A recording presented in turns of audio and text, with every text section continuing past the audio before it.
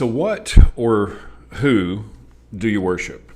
Well, it's easy to say God, of course, but are you really worshiping anything else?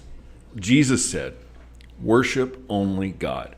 Good morning and welcome to 755 Live. For about 5 minutes, you'll hear all about easy to remember soundbite versions of what Jesus said.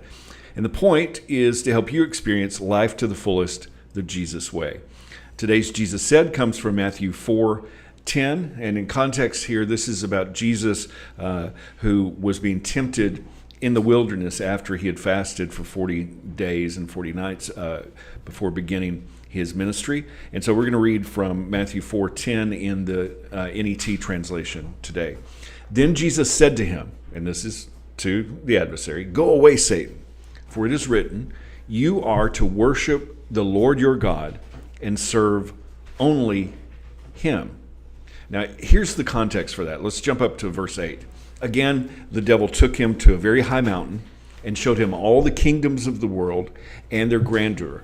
And he said to him, "I will give you all these things if you throw yourself to the ground and worship me." And that's where Jesus said, "Go away, Satan. It's written, worship God only." And then verse 11, then the devil left him, and the angels came and began ministering to his needs. Some translations tell us that the adversary left for another time, that he was going to come back.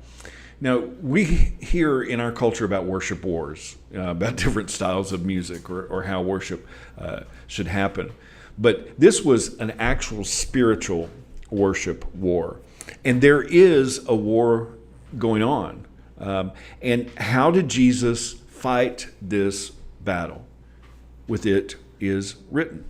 Ephesians 6:12 says that our struggle is not against flesh and blood, but against rulers, against powers, against the world rulers of this darkness, against the spiritual forces of evil in the heavens. And so how do we fight this battle? And how do we know that we're worshiping the right thing? Well, Paul tells us that the battle is already won. In Colossians 2:14 and 15, he said, and this is talking about Jesus, he has destroyed what was against us, a certificate of indebtedness expressed in decrees opposed to us. He has taken it away by nailing it to the cross. Disarming the rulers and authorities, he has made a public disgrace of them, triumphing over them by the cross. So how did Jesus triumph over the adversary? Well, we just saw in the wilderness, it was with "it is written." And then on the cross, in Hebrews 5:7 and 8, it says that Jesus learned through what he suffered, that he offered both requests and supplications with loud cries and tears to the one who was able to save him. And although he was a son, he learned obedience through the things he suffered. Now, part of that suffering and learning in obedience was Jesus' temptation in the wilderness when he said, "It is written, worship only God." How can we apply that to our lives? Well, let's look at more of the context of what Jesus quoted here. The command is from Deuteronomy 6.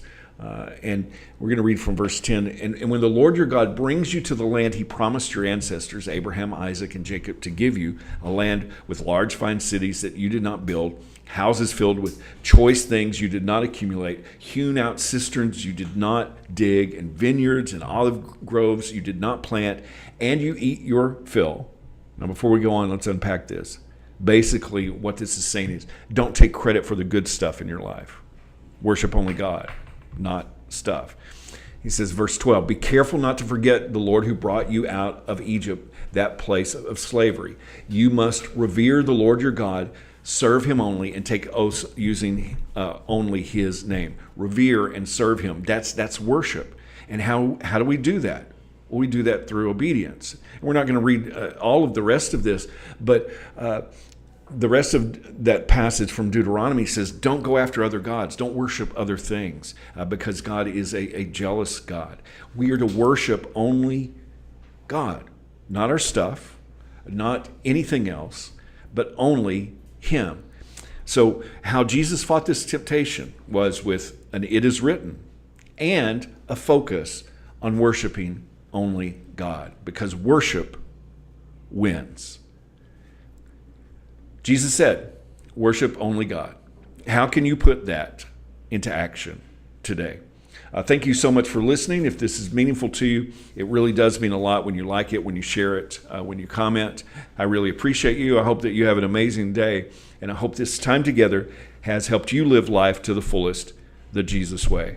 And I actually have a room full of people here today, and so we're going to close by remember, follow Jesus today, and everybody said, love first. Have an amazing day.